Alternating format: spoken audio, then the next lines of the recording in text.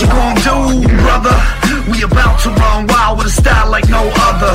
So somebody call Brodus Clay mother and tell her Richard runs on the men like Ed Lover and Doc Dre. What Scott say, what they hang on every word like it's something that The Rock say.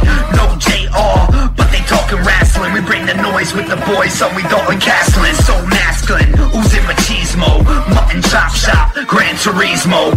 No free throws, snarl hoops and heels. It's D-Ross retirement, give you the super feels. Straight shoot, it's real. Drop a pipe bomb, get ready to bull like The Rock's right arm. So stay calm, tranquilo. I'll go Naito and give him Destino. And we know that you chumps ain't ready for the heartbreak runs and the Cuban Genetti. They drop it heavy, tag team it like Teddy. Long go strong with the heat like Eddie. So steady like when Taker walk the tightrope. Spaz like Taz with the mic and a tight choke. Dirtiest player in the game with the eye poke. 1988 Macho Man on a line of coke. These other cats are a waste, they boring. Illegitimate sons like Jason Jordan. And Richard Runz never give him respect unless they going on air with a broken frickin' neck. So bounce like Papa Pump's pecs. Every time they get down, they bound to catch wreck. Y'all don't know nada. They the Okadas, you're the Washington Generals, they the Globetrotters. A whole lot of podcasts in the scene, but Richard Runz running wild is the cast of your dreams. So it seems these two is too sweet. Bullet Club pulling up with schemes to delete. So retreat, we steal, we cheat, but I never lie, I swear on these beats. And these two got some styles for you, but what you gonna do when they run wild on you? Oh, hell yeah. It's the Big Dog Red Tires. And you're listening to the Running Wild podcast. Because if you're trying to run wild, this is the place to do it. Do you want to let everyone know that you get it? Do you not want to be a Melvin? Well, then listen to the Running Wild podcast. And if you don't, you know what you are. I'm the last real man, Silas Young. And if you're any kind of man, you'll be listening to the Running Wild podcast. Hi guys, this is Mandy Leon, and you're listening to the Running Wild podcast. This is Sam Adonis, El Burro de las Chicas, the CMLL, and you are listening to the Running Wild podcast. Welcome, ladies and gentlemen, to another episode of Running Wild podcast. I'm your host, Rich. Alongside me, as always, my co-host, Runz. Yes, sir. And once again, another New England SummerSlam preview episode where I find myself far from New York City, ahead of the big shows this weekend, but we got a lot to talk about, so let's hop right into it. Before we get started, just want to remind you that we're brought to you in partnership with pwponderings.com, rohworld.com, Last Word on ProWrestling.com, and we're featured on the Wrestling to the Max network. Alright, so I guess the big news in terms of inside the ring, we had the G21 Climax finals, finally. G1 27? Isn't it 28? That's 28. 28, yeah. 28. Well, you said G21, 8, 9. You said something close. All right. There's too many numbers and stuff. I get confused. Right. Why is it G1, by the way? Is it just something that they... I think I looked it up, but I can't remember. Because it's G1 Supercard, too. So G1 Climax, right. Yeah. Well, yeah, because it's kind of like... it's like a preview, or you know what I mean? Okay. I don't know why they call it that. I will find out very soon, but yeah. All right, so you kind of called it along the way. Well, I mean, we had Tanahashi and Okada go to a draw, and so that allowed Tanahashi to get the win. And then we had Ibushi beat Kenny, which allowed him to advance to the finals, which set up Ibushi and Tana, which was freaking incredible. I don't know. What a match. Definitely hopefully a career definer for Ibushi, in his quest to get to the next level. And, this was just like, as much as it's like, oh, you'd like to see somebody new win, when you see Tanahashi win and it's like, this guy has won 3 G1s, he's an absolute legend. It just makes you think, like, there's nobody and nothing in WWE that equals this. And that's sad. I mean, yeah. G1 stands for grade 1. Grade 1. So, like, grade A beef. I guess, yes. The best of the best. I mean, I won't lie, like, I was following this tournament much closer than I've followed any other G1 tournaments before, or the tag team, or anything like that. I wasn't watching it as much as you were, but definitely following it a lot more. And I thought this was like made for Ibushi to win. It just felt like that was a story.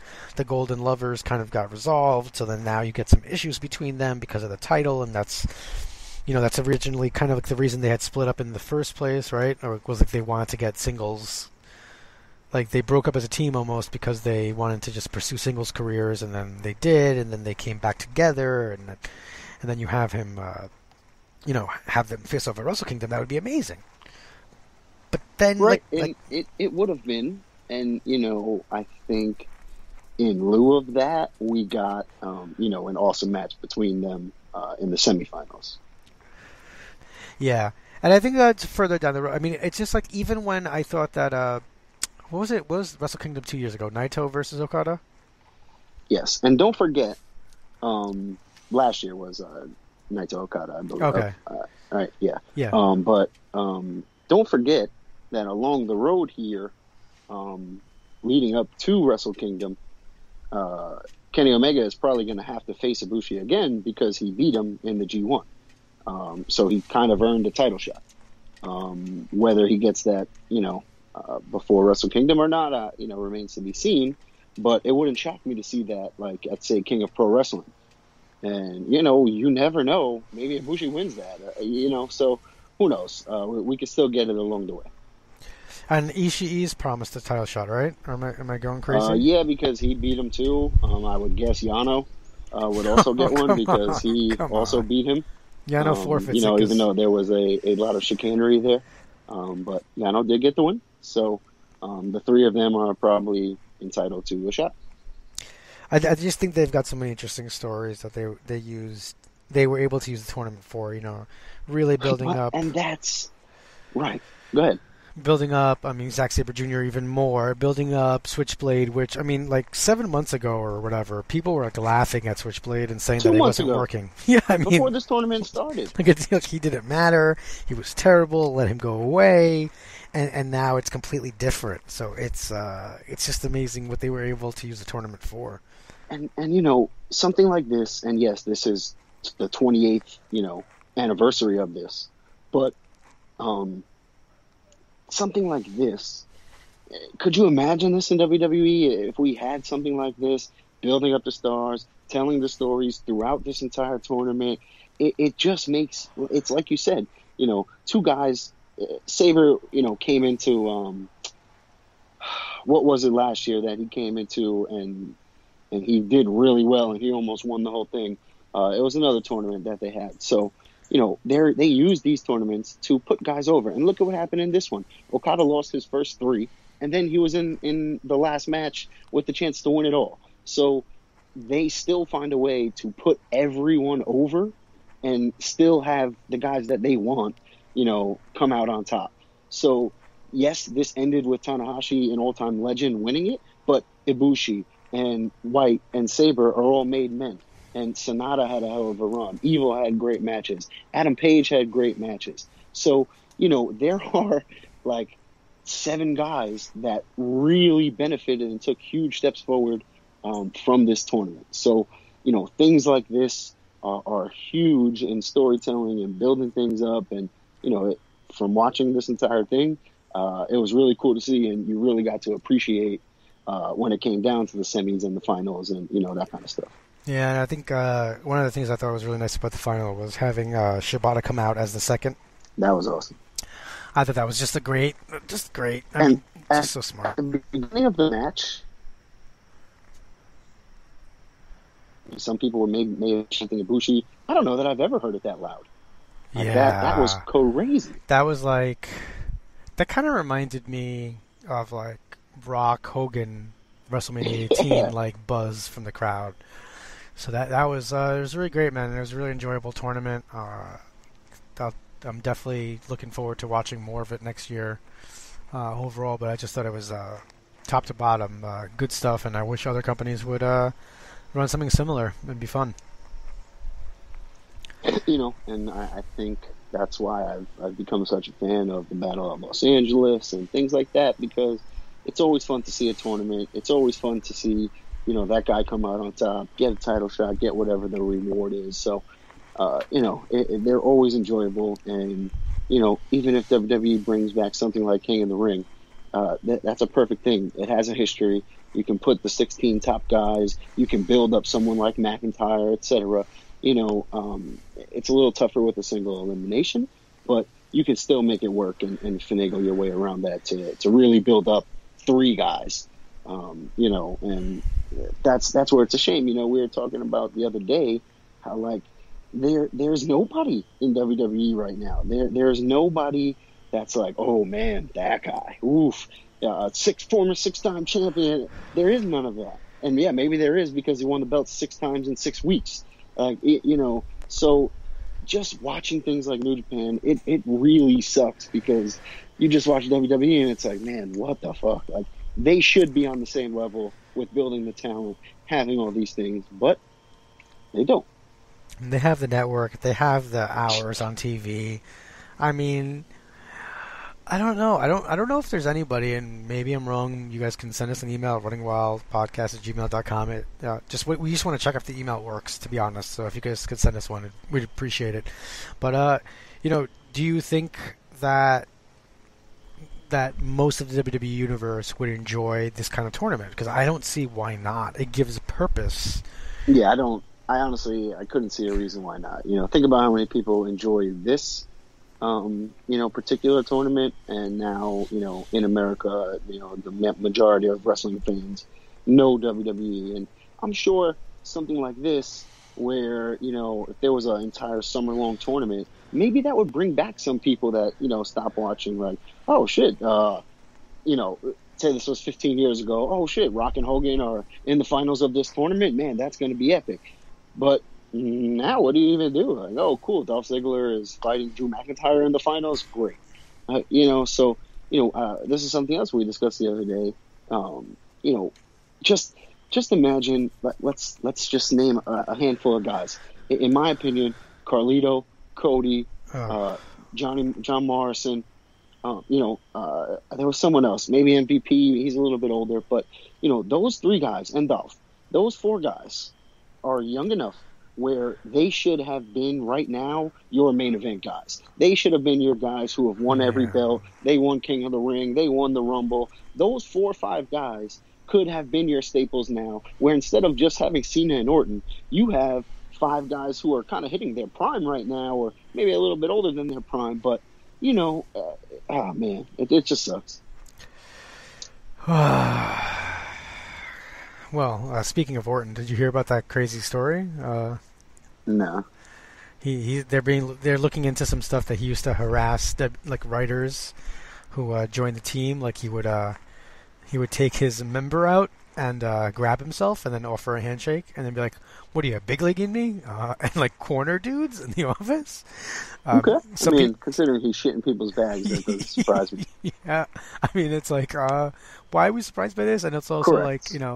it's 15 years ago. How big was the internet when he did that? Like, that got out, and it was, I know it was a different time, but there was no consequences whatsoever. And now, because he held his dick in his hand and then tried to make you shake it, it is what it is, man. It sounds like an old boys school locker room. Right. Like some of the sexual harassment, all that kind of stuff. There is no place for that. No. Some 100%. Of this stuff is like, that's the boys being the boys in the locker room. Like, come on, man. Get over it. Yeah. Ribbing was part of, the culture for a long time. Right. So that just sounds like a terrible rib. I don't think, in my mind, he's funny. Not really sexually assaulting. I guess, obviously it can be looked at that way, and that's why you shouldn't do stuff like that, but... Everything is looked at that way now, and that's the issue. I have no problem with real things that really happen. But certain things people just want to be involved or just be sensitive to or just complain about. Hey, it is what it is, man. I don't know. Listen, let the guy wrestle. People dig through people's history, their tweets. Oh the other day, somebody liked a tweet of mine that was 8 years old. I mean, I don't really even understand why somebody was looking at my tweets from 10 years ago. I am not a famous person. I believe it was about the Nasty Boys. So it's a very... I just don't even understand why somebody would be doing that. But people are doing it all over the place, man. You can't, forget about, like, what you've written on Twitter in the past 15 years. Like, anybody who's going through somebody's Twitter history for the past 10 years, get a fucking life. Do something productive with that time. Write a blog. Write a book report. I don't know. Do something other than scroll through someone's tweets looking for something that they said when they quoted a song or they said something insensitive. Get the fuck over it. Move on. Let's go. I can't even... I don't understand any of that stuff. Moving on with more WWE news outside of the ring before we get to the cards. Obviously RIP to Jim the Anvil Neidhart. Just days before we recorded this, news came out that we're recording this on Tuesday, by the way, just for a frame of reference. You're probably listening to this on Thursday, but essentially news came out that he took a bad spill in his home, hit his head, started having seizures or something, and unfortunately passed away. I mean, he wasn't sick. I mean, you could tell that the years of the wrestling road had worn him down a little bit. When you saw clips of him on like Total Divas and things like that, it was clear that he seemed a little off.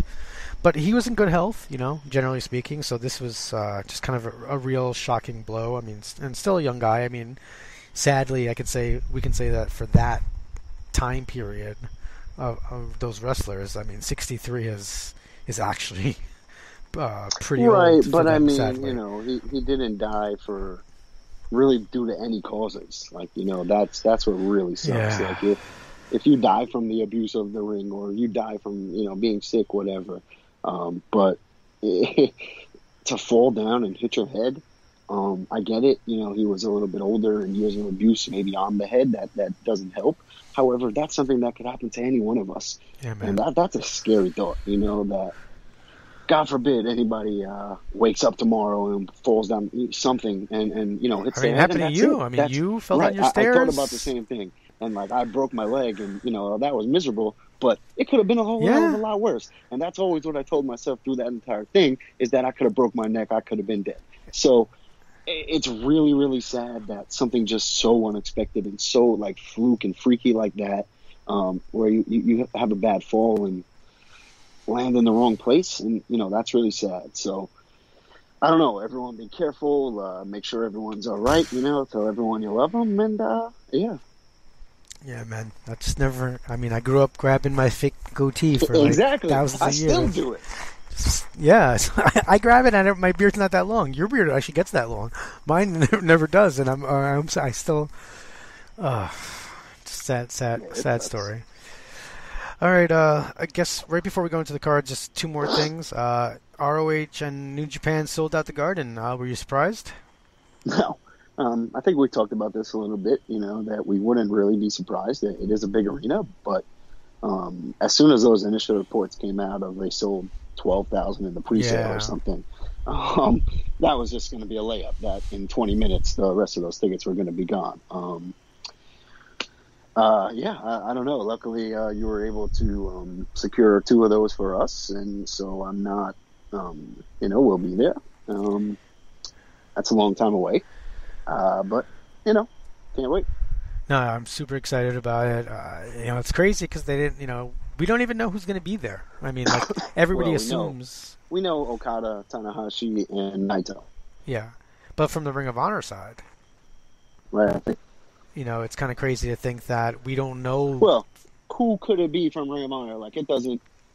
It honestly doesn't matter who's there from Ring of Honor. Okay, all of those guys could and should be there. You know what I mean? Or if not, like if I don't know, if Jay Lethal isn't available to be there. Yeah, but like imagine the Bucks. But imagine the Bucks aren't there. Imagine Cody's not there. Right, but if I can go down the street the next day and watch the Bucks and Omega at WrestleMania, then it is what it is. You know what I mean? Like, I'm not going to be upset about them not being at the Garden. It would be awesome. It would be epic. However, if these guys make a move for their lives and careers, then hey, it is what it is. So right now, we know there will be a couple Japanese superstars there. And I mean, that's the biggest thing for me because, while it will be cool to see these Ring of Honor guys in Madison Square Garden, seeing someone like Okada there, man, like watching that dude wrestle Rey Mysterio at the G1, in the 6-man tag, it just felt amazing because, like, when would you ever think you would see that? So and that dude's been wrestling for 30 years. Who? Rey Mysterio. Yeah, right, exactly. So even more so of like, you thought this guy's career was over 10 different times. Now he's making a full comeback and looking awesome. Seeing him in the ring with Okada was just like mind blowing. That was weird. So, seeing those guys in Madison Square Garden, I don't know. It's gonna be great, man. I haven't been to the Garden for wrestling. I can't Since remember. that Royal Rumble, maybe, I don't know, a couple of Raws, something like that. I mean, maybe a SummerSlam back then. I feel like the last Raw I can remember going to is definitely Barclays, where Brian was there. Yeah. But it's kind of like we've moved into the Barclays era, so I haven't been back to the Garden. I don't go to house shows generally, so. Which is why it's nice that they were able to get this deal and get it done despite WWE trying to hold them out of it. And, I can't wait to see. Super hyped. All right, let's move on to the show previews. So we've got NXT Takeover Brooklyn 4. So the first match we have is EC3 versus Velveteen Dream. Oof. I'm really excited about it. I don't watch as much NXT from week to week as I probably should be watching. I think I've talked about this before on the show, but by the time I get to Wednesday, I get to a little bit of wrestling exhaustion depending on the week, so I kind of need a little bit of a break. So I end up binging a lot of it, but man, EC3's been super. It's crazy, the talent. I think we say this all the time, but NXT is the talent they have there. It's not fair. It's not a triple A, like it's almost really like a separate amazing thing. Right, like it's just as good as anything else that WWE puts on. And it's not even like you can say, oh well, it's the stories, it's the this. No, it's just like look at the talent that they have there. Anyone on NXT has been a top guy and a champion in any promotion that they were in, ROH, PWG, Evolve, wherever, it doesn't matter. All of those guys are studs, and, so, like, you go down the card, and Velveteen Dream, and EC3, Adam Cole, Johnny, Tommaso, I'm sure Keith Lee will be on the matches that they film for TV pre-show. So, things like that. Riddle will probably be in the audience. You just look at that kind of stuff, and it's like, man, how does, like, the indies still have talent? But they're still thriving. So is NXT. Hopefully in a couple years, all of these guys are called up, and WWE is running, then maybe they're on New Japan type of organization levels. I mean, you mentioned Matt Riddle. We don't know. I mean, Stokely had his, he lost a retirement I Quit match at Evolve 111 this weekend. Mm-hmm. I mean, imagine he's being brought in as the mouthpiece, for Keith Lee or for Riddle or for anybody. I mean, he's a huge talent. He's like to me, he's a Heenan or like Jimmy Hart level manager, in that he's a dude who can manage the curtain jerker and then also be managing the guy in the main event and be playing super important roles, in the storylines for everything. I think we saw everything that Stokely could do, whether it was manage stature, manage catch point, right? We saw singles, we saw an entire group, TJP. We saw a little bit of everything. Then, we've seen him go to war with Chuck Taylor over a name. We've seen him, have the I Quit match. He looked to be in phenomenal shape. So I don't know. Stokely's always someone, we've had him on the podcast. We've talked to him. He's an awesome guy. He's, super talented. So, I really hope that something like that would be the case. And it's not something that we've heard or anything like that. But, that would be really cool, and that would be awesome for him.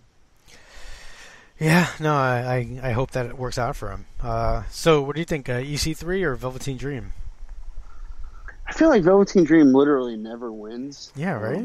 But I'm probably going to go with EC3, probably just for that reason. EC3 is on the way up, so is Velveteen Dream, but Dream seems to be in that position at the moment, at least, of, go out there, kill it with every one of these new guys, put them over, and in turn, you get over even more. But, we saw it with Ricochet, we saw it with Black.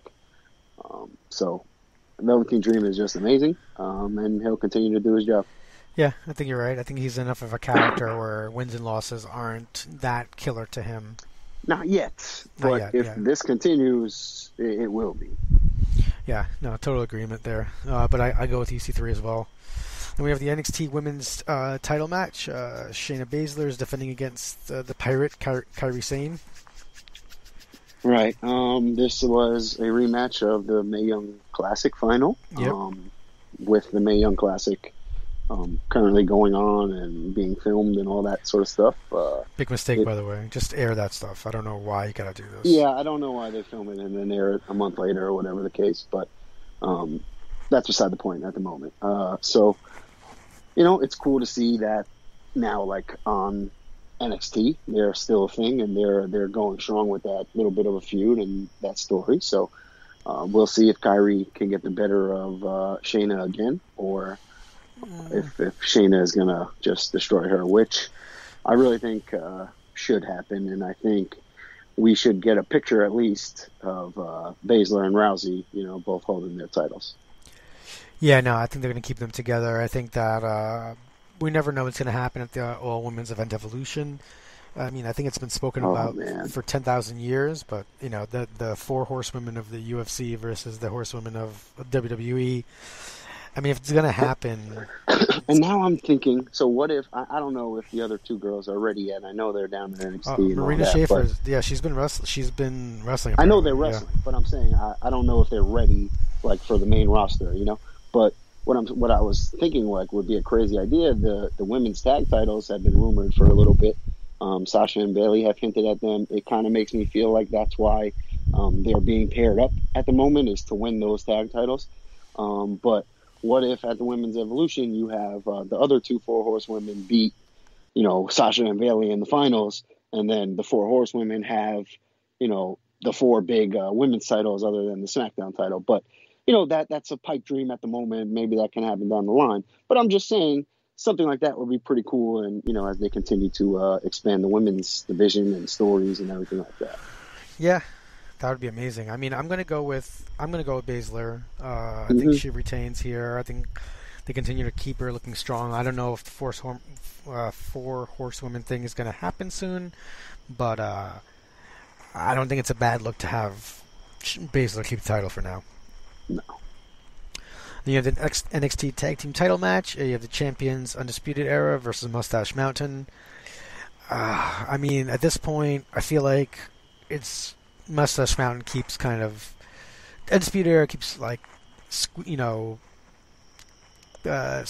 by and keeping their titles. I almost feel like it's time for Mustache Mountain to win the titles. It'll be interesting because they lost the titles in London, however, a month or whatever ago, and then they won them back on the next night. So, this feud has been going on for a long time, since Roddy turned on Dunn at the Takeover. And so I'm excited for this match. Mustache Mountain is cool. Bate is really good. So, it should be a really good match. And, yeah, I'll agree with you. I think Mustache Mountain gets the win here. Yeah, as much as I'll be clear, if Undisputed Era wins, I'll be ecstatic. I want them to win, but I think that Mustache Mountain takes it away here. I think the same thing goes. I think the same thing goes for Cole versus Ricochet, which we can get to next. But Adam Cole was in the Royal Rumble. I don't know how long after, 3 months, if even, I don't know, after he debuted. So. They have plans for Adam Cole. You know what I mean? Yeah, I mean, God, just to think that all of Undisputed Era could be beltless by the end of the night. Maybe they're beltless and then maybe they're on Raw. Yeah, I mean, that's kind of the thing, with right? Them, Right, like with them, they're just so good that it doesn't, they could always be something. But we've seen how tag teams are used on the main roster, and it really sucks. So until they figure out, I don't know, how to use their time a little bit better, then I don't necessarily want to see O'Reilly and Roddy or Fish or whoever called up with Cole. Yeah, it's going to be interesting styles here with Ricochet and Cole, because Cole's really not that high-flying based style, so he's not going to match Ricochet like that.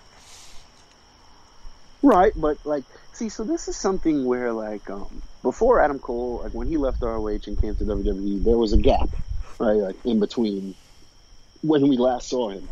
And then, you would see Adam Cole, and you'd be like, "Wait, why did I like this guy so much?" You forget how good he is. Yeah. And then you watch him, and it's like, "Oh, yeah, this is what all the hype was about." Yeah, I totally remember now. So, I don't know. Yeah, I love Cole. So I'm going to pick Cole here, even though I think I'm wrong. And it's going to be Ricochet. I don't know. We've been picking some favorites early on, and I think this would be a good time for Cole to steal a win. It's not going to hurt Ricochet, and it's just going to help build up Cole and get some more sympathy for Ricochet if and when he wins it at the next one or whenever. Agreed. And last match we have is a match I've been waiting. Man, I mean, how long since they became a team, right? Was it 2-3 years ago? Yep. NXT Takeover. Yeah, because Johnny posted something the other day that was he's the first person to wrestle in 3 Takeover Brooklyns, and the first one was the debut or whatever, the birth of DIY. So yeah, I would say 3 years ago was how long you've been waiting. I at that point I remember talking about it, thinking that Ciampa was going to turn on him.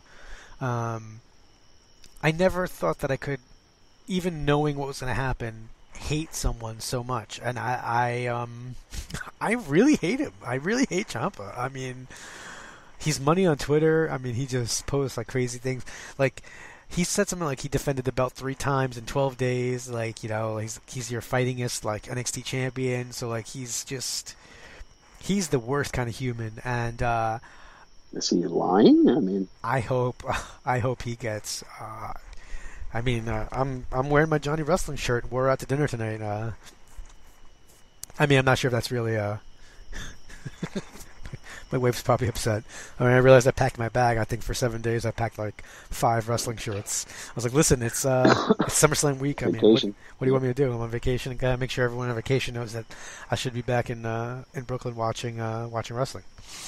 Right, and this really, really, really could go either way. No, Johnny could definitely get the win and walk out. But I could also see Ciampa, kind of being a douche some way and finding a way to get this win. I don't think that's the case. I think we get the Johnny Wrestling win and the place blows up because of how insane they go. But yeah, I'm gonna go with Johnny Wrestling. But man, last man standing. It sucks that Aleister Black got hurt. However, making this a one-on-one last man standing match, not the worst thing. Yeah,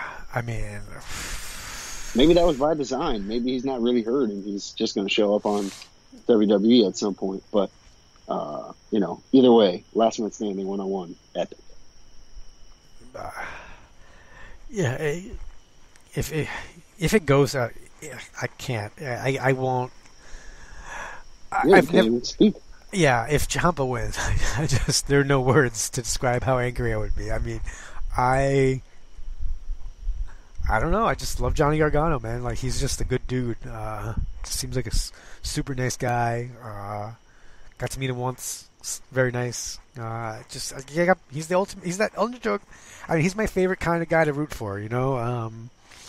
As we've seen over the course of this podcast. Yes. It doesn't usually go well when I root for these guys, but I have a feeling in my gut. Got a feeling in my gut that this time you still expect it to. I finally pay off. It doesn't. I thought it was gonna be. I thought last time when I thought Johnny was gonna win that match, and Ciampa turned it around and beat him. I couldn't believe that. Right, it's built up to this match and Johnny getting the win and being the ultimate victor in this story. So, man, I can't wait to see it.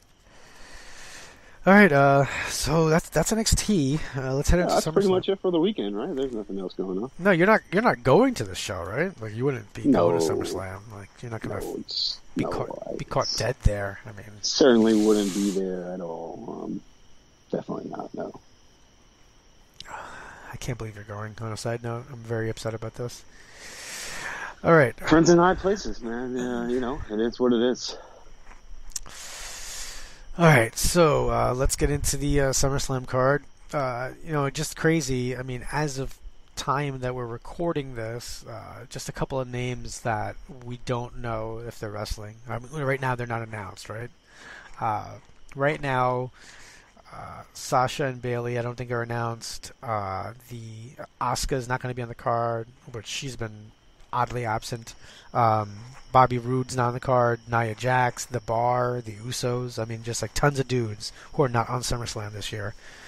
Just kind of crazy. All right, but all right, so how would you suggest to use them? Would you want a 47-team Battle Royal? I always like Battle Royals, so I don't mind them. Yeah, so, I mean, for the tag teams, I don't know. It is what it is. There's spots for 4 tag teams on the show. You could have another tag team rivalry, but that's just... I don't know. That's not how they operate. There's just too much stuff going on for them to figure all that out. Bobby Roode, he's kind of floundered since he came up. Same with Asuka. They just haven't used her. There was rumors today that she quit, which were just, not true. So I don't know. You're not wrong with the names that you mentioned, but people complain about everything. If these guys were on the show and the show was another 4 hours, then they would complain about that too. But, sometimes people are going to get left off. It's really unfortunate, but you got to hope in the bigger picture, maybe something works out. Yeah. All right, so on the kickoff show, we're going to have...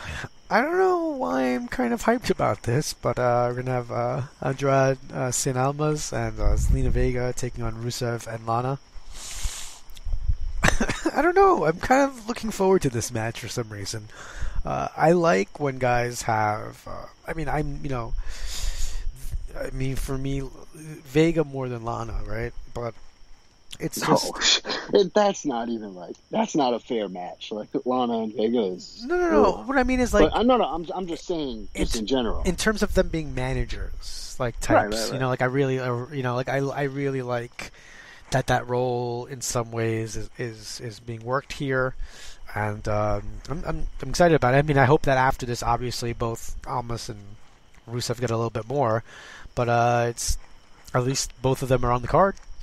Right, and, I don't think this is the worst thing. We talked about it last year, Mania with Miz and Cena with Maurice and Nikki. These mixed tag matches are a thing, especially at SummerSlam.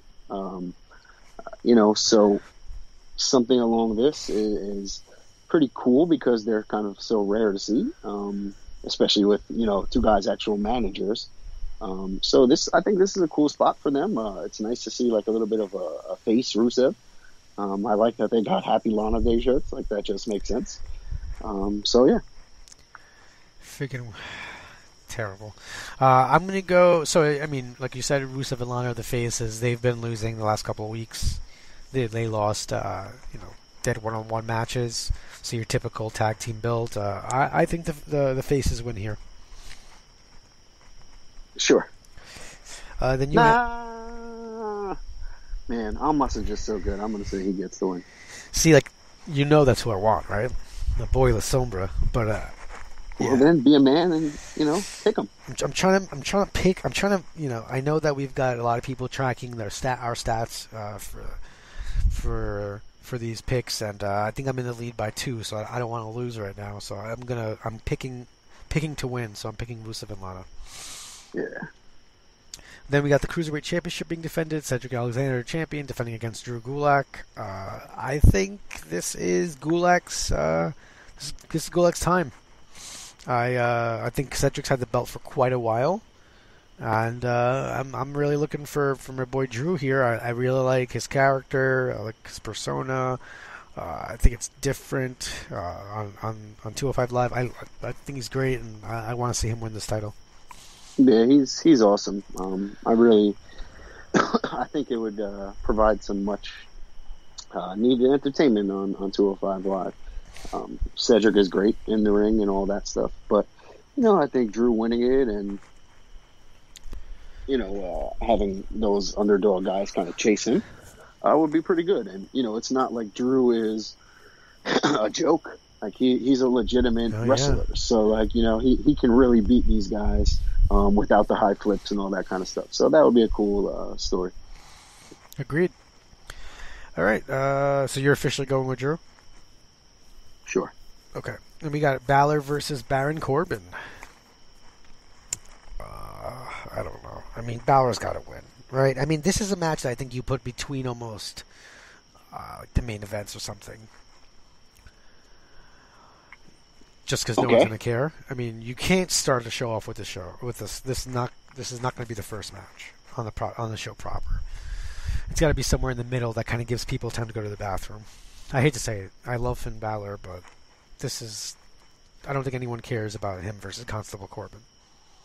Yeah, it's a far, far, far cry from when I was in the building 2 years ago watching Balor. I think it was 2 years ago, maybe 3. Beat Seth Rollins to win the Universal. Yes, also for free. But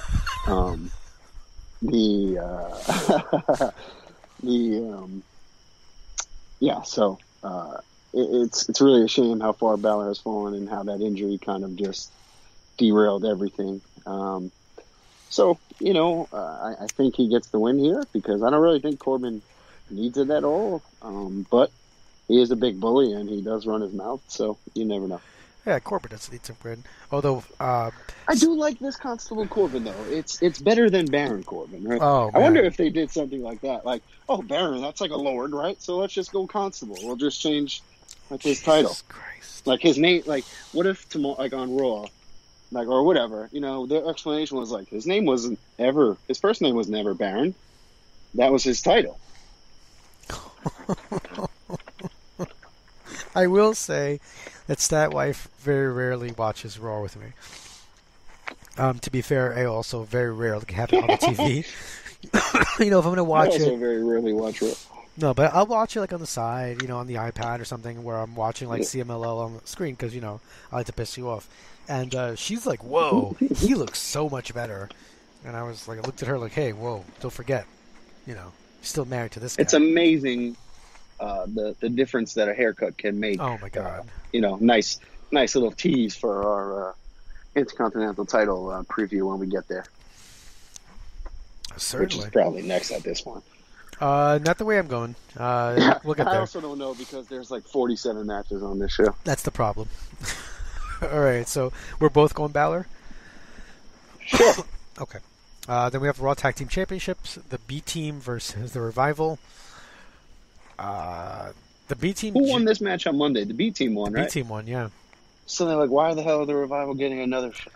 It's like... Because they didn't lose? Like, Authors of Pain should be... I guess, like, who? Maybe they're holding that off? I don't know. Who's the... Who? The what? Yeah, those guys. The guys who write books about people getting injured. I don't know. I mean, I guess the B Team... I think the B Team retains here. I don't know what's happening. I mean, the B Team's kind of fun. The Revival should get a title reign soon at some point before one of them gets injured, and then they can't do it. So maybe the Revival wins the titles and holds them all the way to WrestleMania, and then FTR, baby.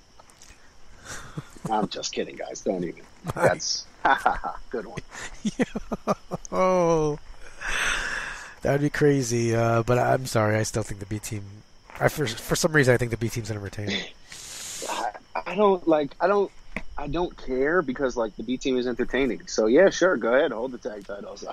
Yeah, they do make me laugh a lot. Mm-hmm. Then we got the SmackDown Tag Team Championships. The Bludgeon Brothers are defending against the New Day. The New Day had won a tag team tournament to earn the spot. I mean, now my theory gets even better. New Day wins. holds the titles to WrestleMania, and then we have FTR, New Day, and the Bucks. Bingo. Oh my god. All right. Sorry, wet dreams, guys. That's correct. See, now, does New Day even My win? co-host has to go clean himself off. We'll be right back after these messages. I don't think I could handle that. My head would explode. My head would explode if that happened. I wonder,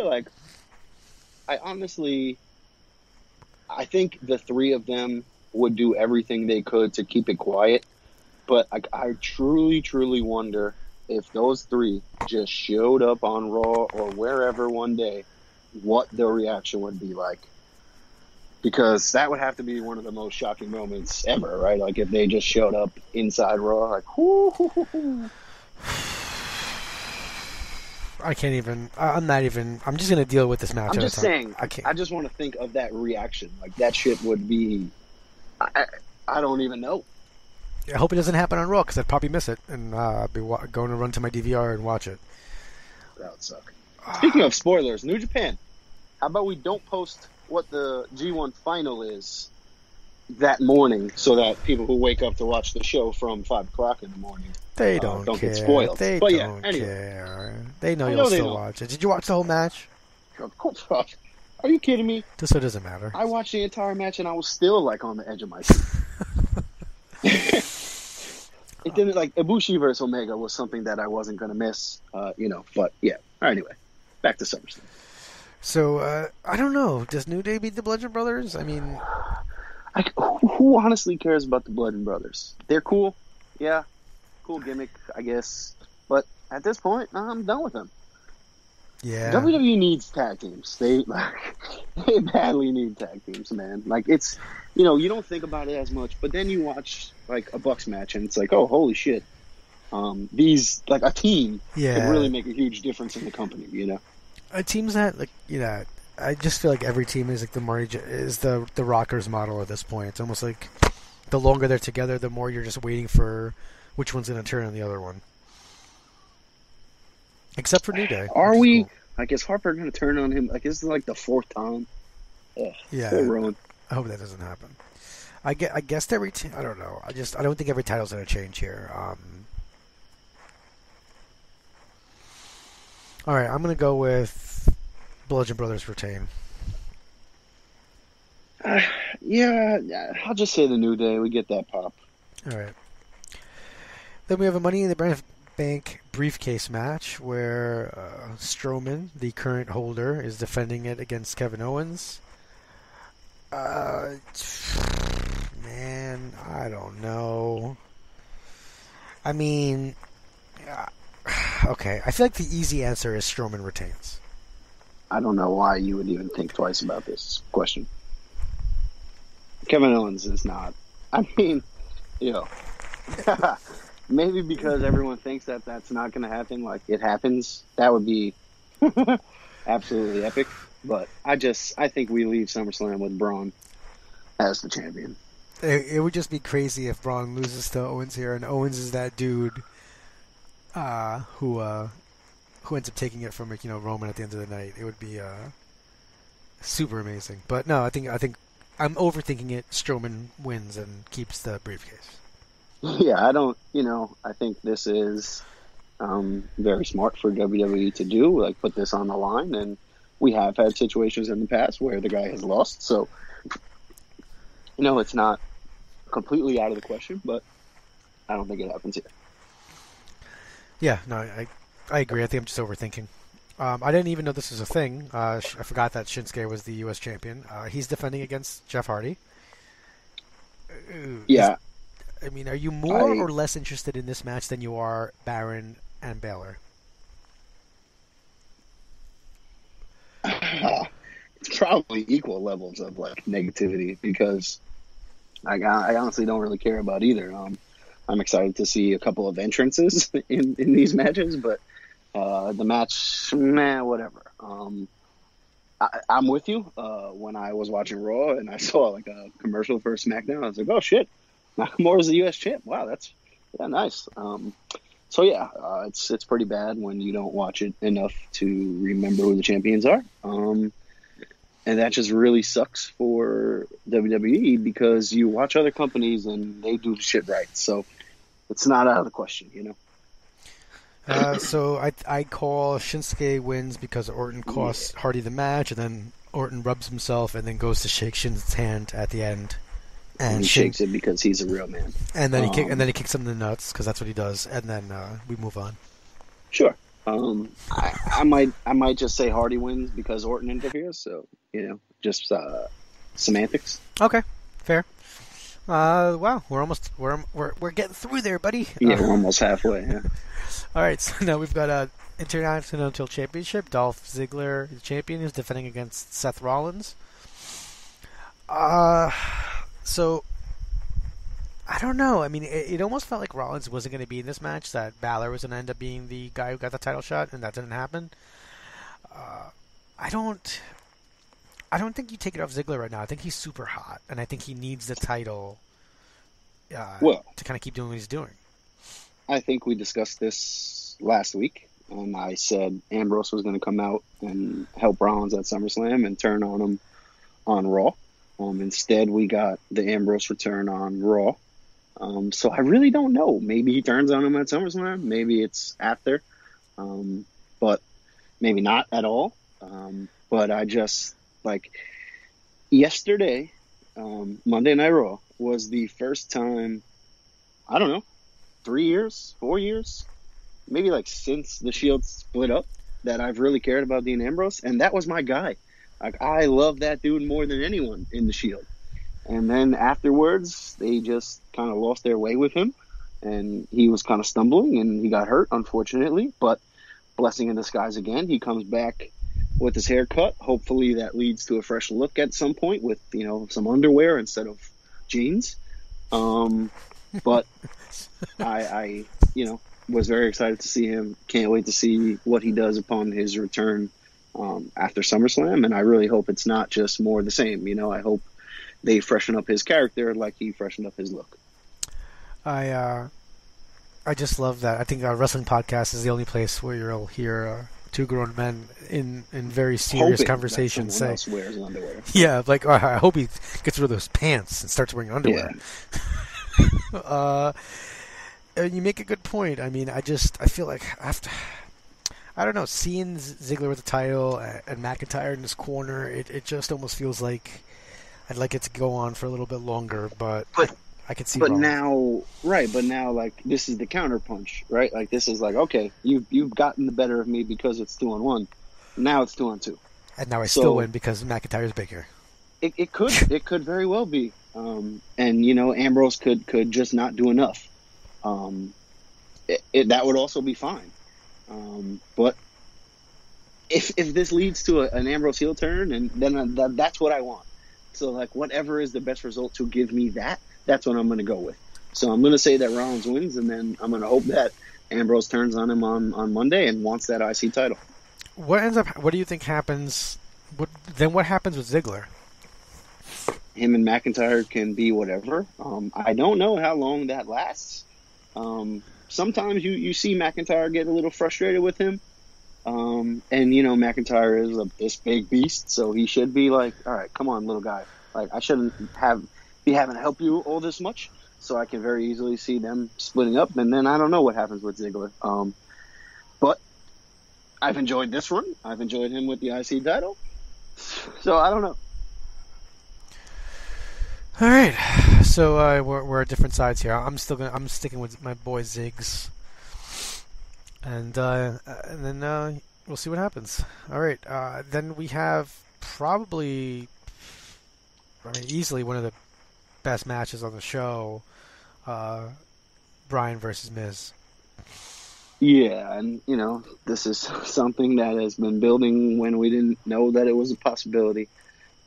So with how good the Miz has been, you know, since he started insulting Bryan, like he took his game to another level. He's been awesome. Bryan is Bryan. Oh man, it just kind of hit me that I'm gonna get to watch Shane and Bryan wrestle. Damn you. That's something that I didn't know that I would ever get to see again, honestly. So that's pretty freaking cool. Yeah, I mean, Brian has no. See, I don't know. Yeah, I think. Oh man, see, I'm with you though, because knock on wood, who knows how long Brian sticks around. So the Miz getting a win here isn't the worst thing for the company. In the long term, he can use that to talk as much shit as possible. Maybe go after AJ. So yeah, I think I'm with you. I think I'm going to go with the Miz. Yeah, and I wouldn't be upset. Oh no! I wouldn't be upset if Brian won. Not at all. You would be upset if Brian won? No, I wouldn't. I would not be upset. Well, I'm saying if he I won. wouldn't be upset if the Miz won. I wouldn't be. Yeah, I don't. I mean, honestly, I'm just happy these guys are wrestling, and I think either way, it's going to be great. Because, like, if Miz wins, he can continue to talk so much crazy trash, and then I'm almost interested for Miz to lose, and then to hear his excuses afterwards. Right, because this is kind of like his comeuppance that Brian finally gets. So, it could also go that way. Like, Brian deserves this comeuppance, It's gonna be so good. That could almost for me be the main event, and I'd be super happy. This is definitely the match that I'm looking forward to the most. Not that there aren't others, but this is the one that I'm the most excited for. All right, let's go. We got a couple. Now we just have a couple title matches. We've got SmackDown Women's Championship. Carmella is the champion, defending against Becky Lynch and Charlotte. It was originally supposed to be Carmella versus Becky. Then Charlotte basically earned a title opportunity by beating Carmella clean. And kind of the story has been like Lynch and Charlotte as friends and faces, kind of with a little bit of heat between them now because they both want to win. Right, and I think that little bit of heat is what's going to cost them in the end. Yeah, and Carmella wins. Right, Carmella sneaks out of there while they're arguing or while they're doing something. She sneaks out with the win. That leads to more tension, maybe a fresh challenger, and whatever the case. Yeah, I mean, and then I think that makes a lot of sense. Bliss versus Rousey. This is another one that I am very excited to see because I'm going to get to watch Ronda Rousey, and that's pretty freaking cool. I honestly, the only way that Rousey should lose this match in some form is if Natalya is going to win the title on Raw. Otherwise, this is Rousey's title. This is her moment. This is even more so her moment because of, what happened to her best friend's father recently. So I just think all of that stuff kind of works together and just, builds a perfect picture for Rousey to win this title. Yeah, I think, I think, this is going to sound like terrible saying this out loud, but Rousey's reaction on Monday Night Raw when she came out and she mentioned Natty and what happened with, the Anvil, I don't think it was a work the way she, was like she, she spoke you could tell that wasn't how she's been cutting promos. That wasn't how she's looked when she's in the ring, when she's cutting a promo. That was just Rousey, and I really, really, really liked that promo. Yeah, it was a moment for the crowd. I think some of the greats have had that. Where there's a moment where they're just being honest and you connect with them. Mm-hmm. 1,000%. Yes. And I mean, if people weren't in her corner already, that legitimate reaction. Right. And sympathy is a real thing. Yeah. And that's, people use that kind of stuff. And, this was just a perfect, it's an unfortunate situation, obviously.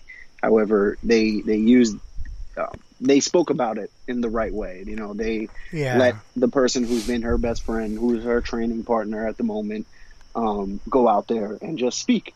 And it helped Rousey's character. It helped Natalya's character. The fans chanted for the Anvil. The fans chanted for Natty. So, it was a really awesome moment. For these things, they're so unfortunate. But if you can use them in the right way to help build someone else, then that's you take a positive from it. 1,000%. There's no way that Rousey loses, right? I don't know, man. Alexa is Alexa, and she's really good, and she's a really great heel, so she can find a way. But I don't think so. I think this is just Rousey's moment. I mean, I didn't like. As soon as Alexa was describing her bodyguards on Monday, like, oh, these guys are trained killers, and like, okay, well, clearly Rousey is going to beat the crap out of all of them. But like, I don't like that she went and found the 4 most giant dudes and then just let Rousey get rid of them like ease. Yes, she probably would do that to 99.999.9% of men, but like, don't. I don't know. It felt like too obvious. You know what I mean? Yeah, right away when she said it, I was like, oh, it's going to be 4 local dudes getting a tryout. Yeah, they were big dudes, but clearly Rousey's going to kill all of them. So it was a fun little segment, but it was just like, okay, come on, guys. All right, well then, so we both agree with Rousey. Moving on to another match. Yeah, we'll leave that one for last. So AJ versus Samoa Joe. AJ is the WWE champion. Man, this is crazy. Two TNA guys in the semi-main, basically. Like, like Joe was ROH, but Joe put TNA almost on the map when he went there. And his stuff with Angle, his stuff with AJ and Daniels. So this is a feud, like, I love TNA. So I've watched all of that. So this is something that, you know, I can't wait to watch because, again, it's something that you never really think you'd see. So AJ Joe for the title at SummerSlam, you just know they're going to kill it. Either way, I'm happy with the winner here. I think AJ is the guy who comes out on top, maybe because he fights The Miz or Bryan or whoever next. Yeah. But I just think AJ is the guy. AJ is on another level right now. I'm not sure how long he's held that title, but it's been a while. Yeah, I don't think he loses here just because, keep a little bit of consistency with that title.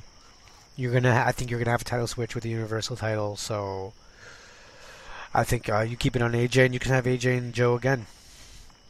Yeah. All right, and maybe you have Joe choke him out after or something like that. What everybody's been waiting for, the build up to Roman Reigns dethroning Brock Lesnar. Yeah. Man, by the way, Paul Heyman had me. AJ has been champion for 280 days. Anyway, yeah, so go ahead. Heyman. I mean, Heyman had me, man. I thought that crying thing was. Okay. And we should all know this by now. Yeah, though. I know it's all work. Every time he does this, Jesus Christ, and it always comes back around.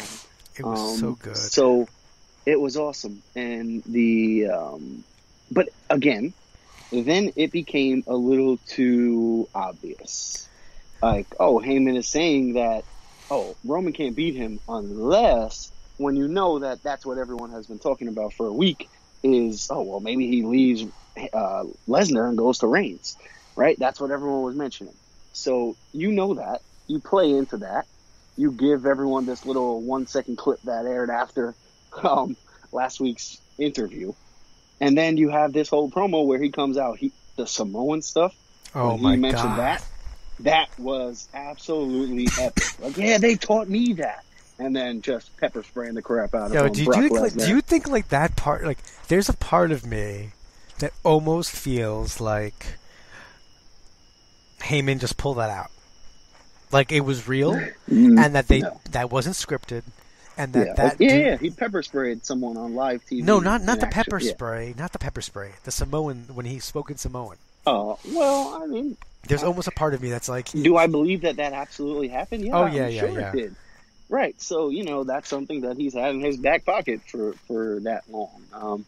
Heyman is a pure genius. If anyone ever had any doubt from ECW, then I don't know what to tell you. Like, just watching the guy now, he's even better than he ever was, which is saying something. He knows how to manipulate every single heartstring that you have, every emotion. He tugs at it, and then he flips it on you and makes you feel like an idiot for believing him. He's a genius. I can't wait to see this match, actually. It's always physical. It'll be a nice little brawl. Do we get to finally see Roman get the win? All right, yeah, that'll be cool, because then I'm praying that Braun just comes out and crushes him. Either way, I better leave Barclays with Braun Strowman as the champion. Yo, I'm concerned for your well-being. I don't know how close you're sitting. I don't either. If Reigns wins, and you get the feeling that Braun's not coming out, I don't care who you came with. You want me to rush the ring? Get out of the building. Just leave, before things get bad.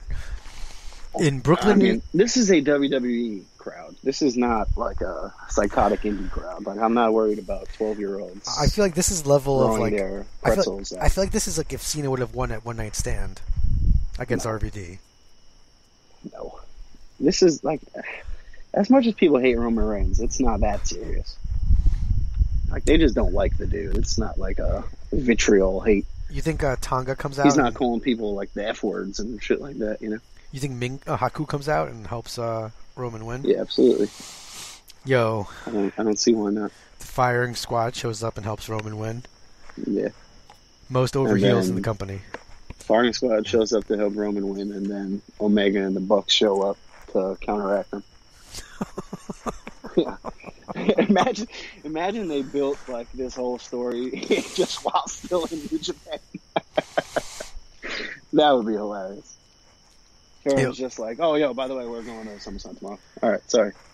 It just made me think of because I just started thinking of random dudes showing up at SummerSlam during this match, and apparently Fashion Booger. No, apparently somebody was like, "What would happen if Nash was booked at SummerSlam or something crazy?"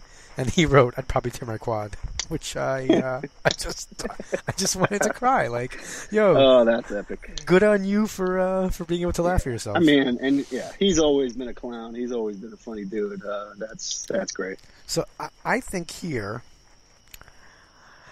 Okay, I don't know. I mean, I don't know if Reigns can lose again. Obviously, he can. It seems. If he loses again, and Brock just leaves.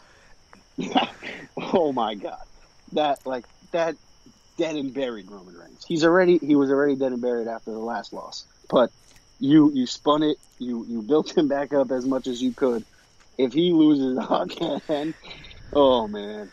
But the way they book stuff, right? I'm just trying to think. Reigns is the babyface, right? Correct. Technically, and Lesnar's the heel. Strowman is a babyface. Correct. If Strowman comes in to cash in, and Roman is a heel and beats Roman, right? What happens every time they fought? Who did the crowd cheer for? But they don't want Braun. They don't want Reigns to be what do they want anymore? I just don't know. That's my thing. What are you talking about?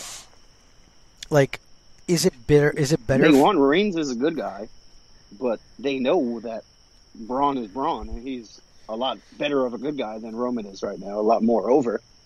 So then he's the guy.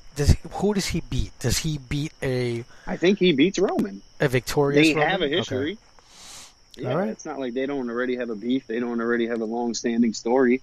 So they've killed each other, literally thrown sets and trucks and anything you can think of on each other. He took a goddamn grappling hook. Right. Yeah, you know what I mean?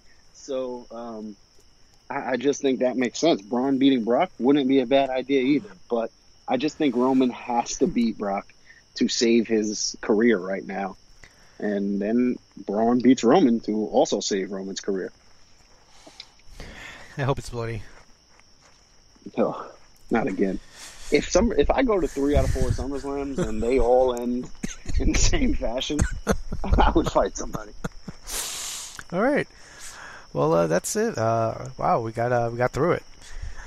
Pretty big episode. Oh no, yo, I didn't hit record. I think we have to start over. Yeah. Is that cool? Yeah. See you after SummerSlam. Do you want to go in? So now that we covered WWE and all that other stuff, we're going to go into our CMLL coverage for the rest of the episode? Absolutely. Break down every match from the entire CMLL half a year. Hey, man. Taven's been down there. Okada's coming to the company next week. Well, this week, it's going to be good times. I don't think they're airing the show the first show he's going to be on, so it should be interesting. Ever an announcement that Okada is not going to win the G1? It was announcing that he was going to wrestle at CMLL next week. They actually have on the poster the world's greatest wrestler or something like that, Okada. And I'm like, yo, way to dump on everyone in your company. And everyone else. How could wrestles. you do that?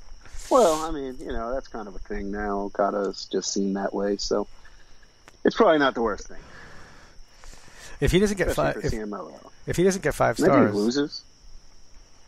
Lose to some random guy that no one's ever heard. I mean, unfortunately, Phoenix is Phoenix was supposed to be I think against him, and instead Phoenix isn't going to be at the show. So they basically bumped everybody up. Like they bumped a guy from the second match to the third match, and then like so on and so forth.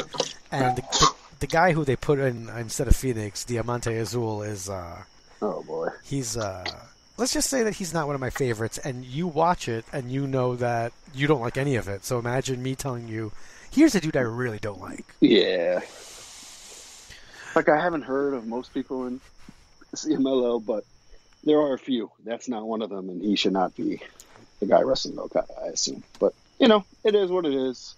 But a fun week in wrestling. We'll obviously cover this next week, and we'll also... we didn't really have time to squeeze it in. I'm away, and my wife would probably kill me. But there are 3 shows for Ring of Honor, the Reunited Tour, over in England. They're not going to be streamed live on Honor Club. They start, I believe, Thursday's the first show, and then I think it's Saturday, Sunday, I think it even is. But, obviously since they're in England, they'll be earlier in States. So I think those are available on Fight TV. But I'll definitely have watched those and possibly put my marriage on the line by watching that much wrestling by next week. All right, so with all that out of the way, just want to make sure you guys check us out on on Twitter, at Running Wild LWOS. You can check us out on Facebook at Running Wild on Wrestling. Send us an email, runningwildpodcast@gmail.com. We'd love any of your predictions, your opinions of what we talk about and anything like that, that you listen, that you're not just a robot, and we'd really appreciate that. You can check out my ROH coverage over at pwpartings.com and rohworld.com, and check me out on Twitter at Rich_LACONI for just ridiculous takes and stupid stuff. All right, with all that out of the way, just want to remind you guys that you've been listening to the podcast that is just too sweet. For Rich and Runz, this is the host of Ring of Honor Wrestling, Ian Riccaboni, signing off. Be sure to join them next week for another episode of the Running Wild Podcast.